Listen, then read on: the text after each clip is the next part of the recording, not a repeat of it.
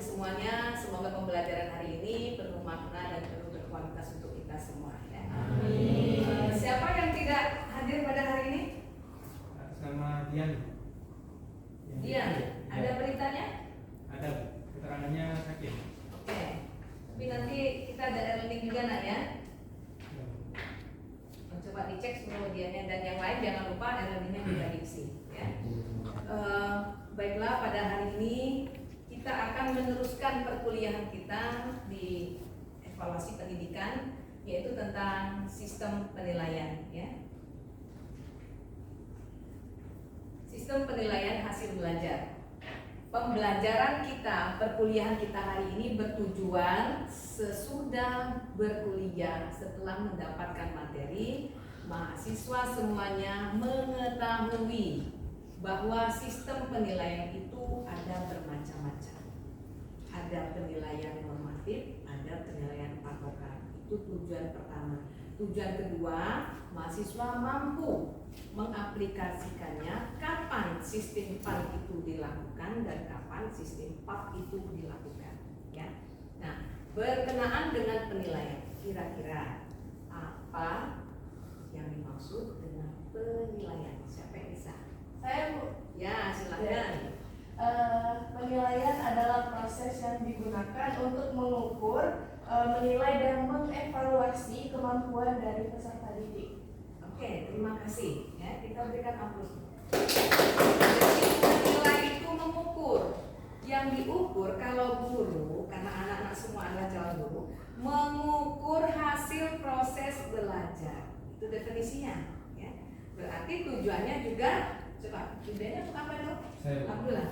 Tujuannya adalah untuk mengetahui keberhasilan dari proses suatu pembelajaran. Iya, sama ya. Jadi kita definisinya itu sinkron ya. Jadi proses mengukur itu untuk mempelajari, untuk mengetahui sejauh mana proses pembelajaran itu berlangsung. Misalnya nih, ibu mau ngajar.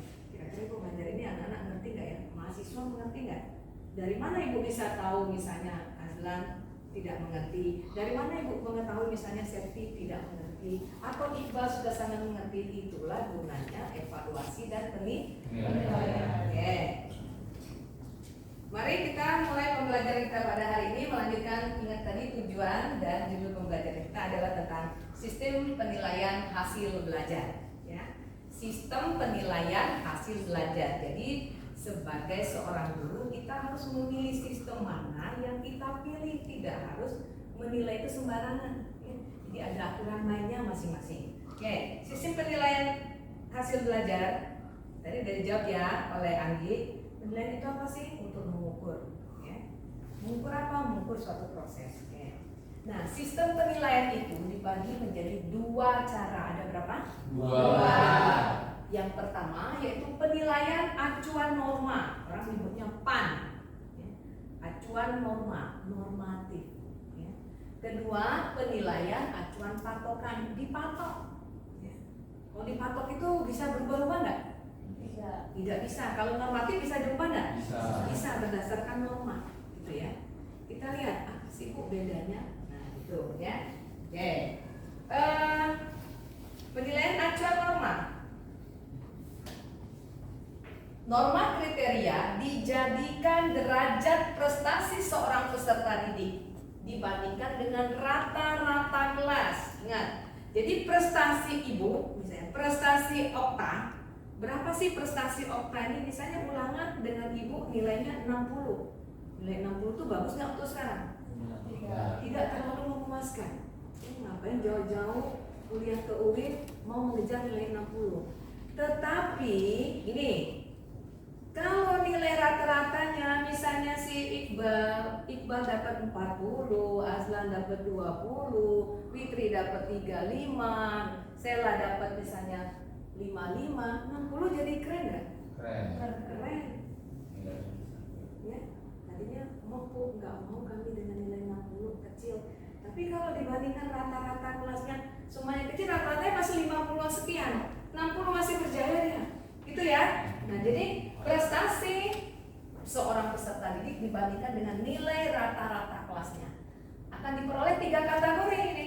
Kategori di atas rata-rata, ada yang di atas rata-rata, ada pada rata-rata, dan ada yang di bawah Rata-rata. Itu ya.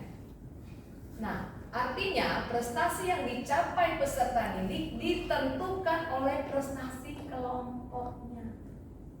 Kalau Okta nilai 60, yang lainnya 70, 80, 90, bagus gak nilainya? Ya. Jelek. Tapi kalau dia 60, yang lainnya B. Kita lanjut, penilaian acuan patokan adalah penilaian yang diacukan kepada tujuan instruksional, bukan dibandingkan dengan rata-rata kelompok. Jadi ini ibu guru ingin menyampaikan materi, ibu punya patokan kriteria ketuntasan minimal. Saya mengajar bisa tuntas apabila siswa saya setelah dihitung kemampuannya, kemudian tingkat kesulitan materi, rata-ratanya harus 85. Ini ibu ulangan ya. Setelah ibu nilainya yang 85 ke atas itu baru tuntas. Yang di bawah 85 tidak tuntas atau tidak lulus. Ada pertanyaan tambahan. Ketika nilai siswa di bawah patokan, kira-kira apa yang harus dilakukan oleh ibu sebagai guru? Yang nilainya tidak lulus. Remedial, bagus ya. Lihat tugas yang ibu kirim di e-learning, dikerjakan secara berkelompok. Kita ada 3 kelompok seperti yang sudah ibu bagi pada pertemuan berikutnya. Sekarang silakan mengumpul di anggota kelompoknya masing-masing. Masih ingat gak kelompoknya? Masih. Nah, silakan.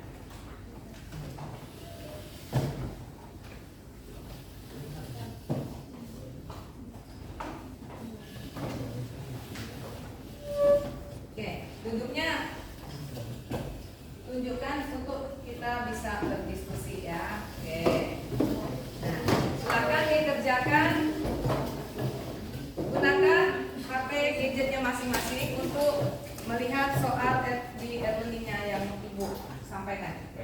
Silakan dikerjakan. Bagaimana anak-anak, diskusinya sudah selesai? Sudah. Sudah dihitung dan sudah dicari sesuai dengan penilaiannya? Sudah. Oke, kita lihat seperti di layar yang ibu sampaikan juga pada e-learningmu. Ini adalah nilai-nilai data hasil belajar siswa. Ada berapa jumlah siswanya? 26. Ada 6 dengan beragam hasil evaluasinya. Ya. Sekarang kita lihat pertanyaan yang pertama yang sudah ada di e-learning tadi. Ibu minta coba kelompok 3. Coba bantu menjawab. Nanti yang kelompok 1, 2 tolong diperhatikan. Ya, siapa tahu jawabannya berbeda nanti. Silakan kelompok 3. Jika 50 soal masing-masing soal skornya 2, maka nilai maksimum yang diperoleh adalah 100. 100. Bagaimana kelompok 1? Sama. Sama. Dapat berapa? 1000. Samanya di berapa? Di 100, Bu. Di 100 bukan di 1000. Ya, 100. Kelompok 1 bagaimana? Kelompok 2? Sama 100 juga? Iya. Oke. Baik. Artinya setelah dengan perhitungan PAP dengan PAN kamu bisa menentukan skor yang diperoleh dari 26 peserta didik. Ya. Bisa kita lanjutkan dengan membahas soal berikutnya? Bisa. Baiklah, semua soal yang Ibu berikan untuk diskusi sudah kita diskusikan secara klasikal dan persepsi jawabannya sudah kita samakan ya. Untuk itu silakan anak-anak kembali duduk di tempat masing-masing. Dirapikan kembali. Baik, Bu. Sudah kembali ke tempatnya masing-masing? Sudah. Dari diskusi kelompok maupun diskusi kelas, kira-kira masih adakah yang mau ditanyakan? Silakan. Saya, Bu, Ya, Okta, apa Okta? izin, Bu. Kira-kira guru itu lebih cocok memilih sistem PAN atau sistem PAP ya, Bu? Kira-kira guru itu lebih cocok memilih sistem PAN atau sistem PAP Penilaian. dalam penilaian? Yang mau bantu menjawab dulu? Septi, gimana Septi? Menurut saya itu sesuai dengan kebutuhan penilaian. Sesuai dengan kebutuhan penilaian. Bagus. Maksud Septi gini ya, Ibu izin melengkapi. Jadi kira-kira guru itu bagusnya nilainya sistem PAN atau PAP ya? Kan pertimbangan guru itu banyak nak, melihat dengan kemampuan peserta didiknya, melihat tingkat kesukaran materi yang akan disampaikan, ya, melihat dengan kemampuan rata-rata kelasnya. Jadi kalau pada saat itu gurunya menentukan menggunakan dianggap ini materinya gampang, siswanya pasti mudah menangkapnya. Kan guru tuh sudah paham itu kemampuan itu. Maka dia akan memilih sistem penilaian pakai patokan. Pokoknya materi ini ekosistem kayaknya lebih mudah deh ya. Patokan saya nilainya 80 dikatakan tuntas, kalau tidak tuntas kurang dari itu.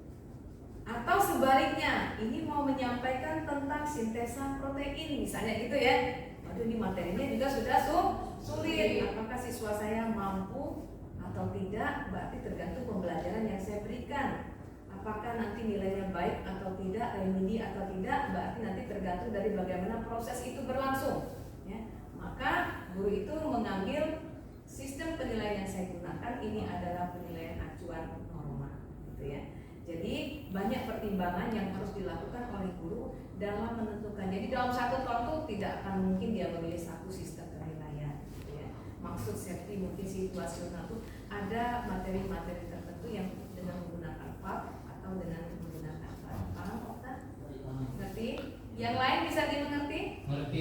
Ada yang mau ditanyakan lagi? Tutup, mari sama-sama kita membuat kesimpulan resume dari pembelajaran kita pada hari ini. Ingat tadi dari beberapa slide ya, kita simpulkan bersama-sama. Oke, sama-sama kita menyimpulkannya. Ada yang bisa duluan menyimpulkan gimana? Saya Bu. Ya silakan, Anggi. Jadi dari yang kita pelajari tadi, penilaian itu adalah proses yang digunakan untuk mengukur, menilai dan mengevaluasi kemampuan peserta didik. Baik, terima kasih. Itu definisi ya. Penilaian itu adalah proses mengukur ya, kemampuan peserta didik. Lagi yang menambahkan? Saya Iya, Iqbal. jadi sistem penilaian itu ada dua. Yang pertama ada penilaian acuan patokan, penilaian acuan normatif itu penilaian yang menjadi acuan pada rata-rata kelompoknya. Dan yang kedua ada patokan acuan, penilaian acuan patokan, penilaian yang diajukan kepada tujuan instruksional yang harus dikuasai oleh peserta didik dibandingkan dengan tujuan yang seharusnya dicapai. Ya, baik, terima kasih. Jadi penilaian itu adalah suatu proses mengukur untuk mengetahui sejauh mana proses pembelajaran itu berlangsung. Berhasilnya itu dari mana? Dari mengukur proses yang mengadakan melalui proses penilaian. Yang kedua, penilaian yang dilakukan oleh guru itu ada dua macam. Ada acuan norma, dan ada yang acuan patokan. Kalau norma dengan membandingkan prestasi dari peserta didik yang lain dicarikan rata-ratanya. Kemudian kalau patokan ya sudah ada nilai yang ditentukan oleh seorang guru dalam melakukan proses penilaian. Jadi dua-duanya itu bisa secara bergantian sesuai dengan tingkat kesulitan, tingkat kesukaran materi dengan kemampuan peserta didiknya. Anak-anak sudah kita simpulkan, minggu depan kita akan mempelajari tentang proses remedi dan pengayaan, merupakan tindak lanjut dari hasil proses penilaian. Silakan disiapkan, dibaca tentang proses itu, bisa baca dari jurnal, bisa membaca dari literatur penelitian yang lainnya. Ya, paham ya? Paham. Baiklah, kita tutup dengan membaca doa bersama.